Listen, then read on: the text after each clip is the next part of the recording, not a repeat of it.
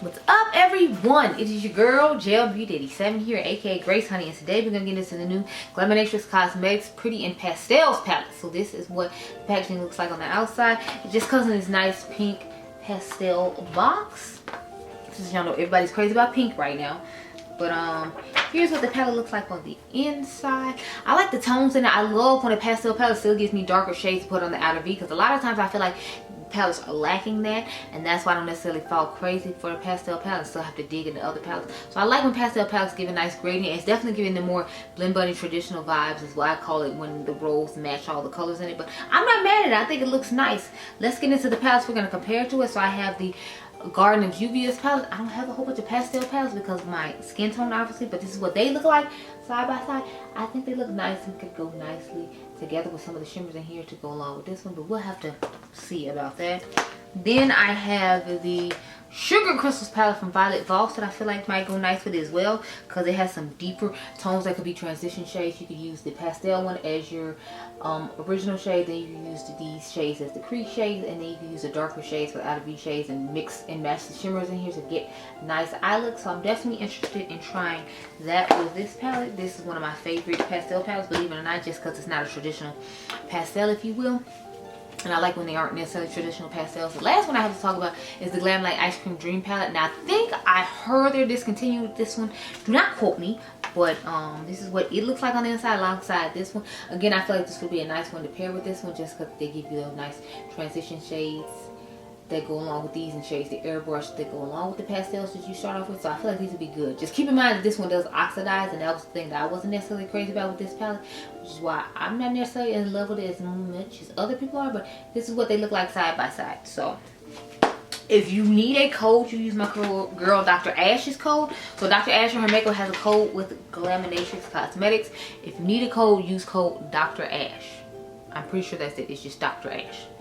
But anyway, let me zoom in real quick and cute like. If you're curious what's going on with my face, I have on the Fenty Beauty foundation stick, and I mixed it with the Makeup Forever HD Skin Glow Foundation, and that's what's going on with the complexion and what we have going on right now. But I'm gonna go off camera, get my life in order, and then I will come back with the eye look with this lovely palette, and we will hear my thoughts on the quality of it. So I'll be right back. Okay, girl?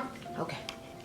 Okay, y'all, so I end up getting something that's kind of pastel-y and smoky. I wanted to give a nice little combination vibe, so I used this little quad right here.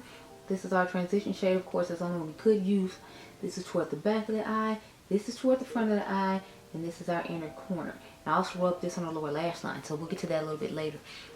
I got some some KVD Beauty pencil in my waterline, and it was really tough and hard. I don't know if it's just old, because I bought it during 21 Days of Beauty when they had 50% off, and y'all know that's usually the stuff that they you know, just trying to get rid of as close to expiration, or they got a certain amount that they need to like sell off or whatever to clear out inventory in a certain part of the warehouse and whatnot, and store as well. So I'm feeling like it was like close to expiring when I got it, and then that's why it's so hard, because it's not creamy or blendable at all. Like, it's really stiff and hard to blend on the waterline. Even when you try to blend on the back of your hand and warm it up, it doesn't like warm up very well. So it's just a whole hot mess. But I finally got like enough in the waterline to do what I wanted to do, and like blend in with the green that's underneath the lower lash line and on the outer V, because I put a little bit on the outer V. I don't know if y'all can tell or not, but I tried to use that on there. And then I decided I just want a white eyeliner. I don't know why, I just did. I would have used the one that Dion gave me, but my cousins decided to take it from me, so I think they took it from me, or maybe I have it in the drawer. So the only one I have right now is the one I bought from, what do you call it, made by Mama Mitchell, the brush liner. So that's what I used. So we're starting off with mint shade in the front of the eye. Sorry y'all, let me get that out the camera. So I decided to go in with the more minty shades, because I wanted a more icy, like smoky eye, so we could have some pastels, some deep tones, and you know, make a successful working eye look for me. On the other side, I didn't use the what do you call it, the white eyeshadow base. So I wanted to see if it was gonna make a difference using white eyeshadow base on this side versus using, you know, traditional just regular shade of base, which is more like on the beigey side. So like we'll see right here how it works, but a little bit of beige is mixed in with this. So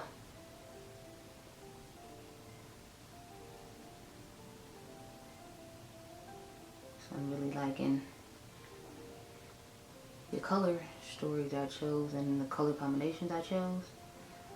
I try to do a lot of opposite type stuff, so like the blues on the outer part, the greens on the inner part, but then the blue is in the inner part with the inner corner, and the greens are the last line, and the greens on the inner part with them shimmers on the lid. So let's take a blue shade now. So yeah, I was watching Monique's Club Shay Shay thing finally. I was supposed to have watched it a while ago, I didn't. I had watched Steve Harvey's instead or whatever. So I watched Steve Harvey's this morning. And then I watched Monique. Well, I was halfway done watching Monique before I came like over here to start on these videos, because I'm like, I need to get some of these done because I know I'm not going to do anything Friday night. I try to make myself rest on Friday, so like sometimes Thursday night, Friday morning when I get off work, I'll go ahead and like film, you know, videos. I need to go home and film my palette comparisons for a couple of palettes. So, and then I got a palette swatch party I want to do today, or at least show off some palettes. I don't know how many swatches I'm gonna do. Like my Beaute Bar stuff finally came in, and I had ordered their newest palettes when they launched, but because I did a pre-order with a couple of palettes I had been looking at for a while, like Bad Witch. I told y'all I wanted Bad Witch for a while, and I was just holding off on it. So I finally bit the bullet and bought Bad Witch. So that's why my video wasn't up or during Valentine's Day with like their Valentine's Day palette and the other stuff, because I had to wait for all that stuff to come up. So I'm probably gonna do shorts on that as far as comparisons go, and then just whichever palette y'all say y'all want to see is the one that will go up first. I figure y'all want to see the D'Angelo Nicole, because y'all know I live for a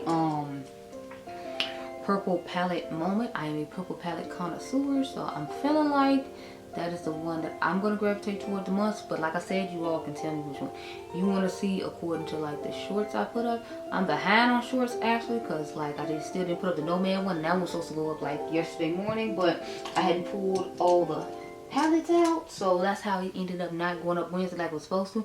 I just pulled them out literally this morning, so I'm gonna try to film that tonight and see if that can go up. Yeah, so the white base is definitely making a difference, because I have reapplied this a few times just to get it as bright as it is right now, but we're not done yet, so we'll see. We will see. Okay, I was about to go with the brush for the glitter glue, but I just found it. So I know I saw a whole bunch of interesting stuff for new makeup releases this week, as far as like the stuff I want to talk about, because the whole like luxury brand is coming out with a new set of makeup. And I'm like, y'all know I'm here for a luxury complexion product, so I'm like, bring on all the luxury complexion. My Sisley foundation came in the mail yesterday, so I was excited about that. I'm just like, yes, bring all the luxury foundations, bring them all. So I'm going to start off with the shade Soothing. That's the dark green with a deep purple shift in it. And I'll start that toward like the back of the eye, right here. But yes, I'm definitely over here just like, yes. It's my first thing I'm ever trying from Sisley too. So I'm figuring I'll probably use a sticky base, just like that really popular base they had back in the day. It was like, I think $200 something or something crazy like that. I'm going to start off with, you know, the base like that.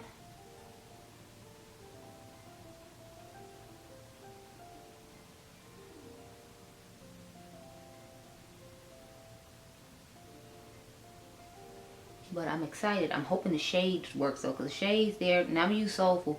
The shades were kind of like, you know, disrespectful, if you will. If you all remember when I showed you the swatches and talked about that foundation. So that was my only complaint about the foundation. I'm like, the shade range is definitely lacking. But it's like, I feel like in luxury makeup in general, the shade range is usually like lacking. People my skin tones, so I don't know. I was acting as if I was surprised. I mean, I wasn't acting as if I was surprised. I was just, you know, making my sentiments known like I normally do. I'm going to take the shade Ethereal now. It's my inner corner. I'm going to go off camera and put my eyeliner on, some mascara on. Do the lower lash line with the green. Wait, no. So I put a little bit of this green right here, like right in this area right here, just to give a little bit more depth.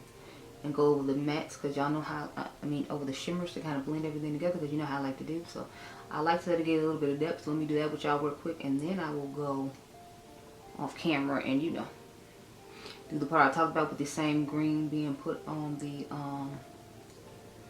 lower lash line, and me put on my white eyeshadow base. That's definitely not playing.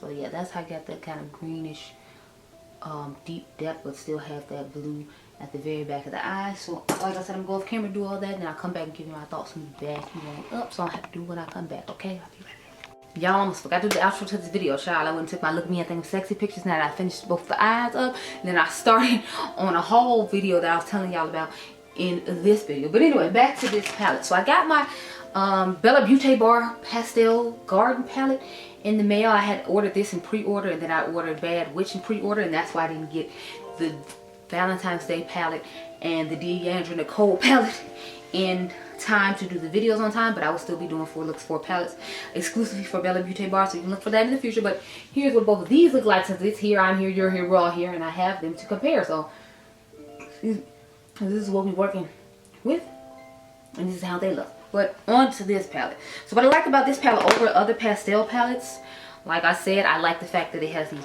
dark tones at the bottom for people like me who want to have like a darker outer V but still want to use some pastels. So it's giving very much the Blend Bunny vibe when it comes to the way the robes are set up and the coloring and all that.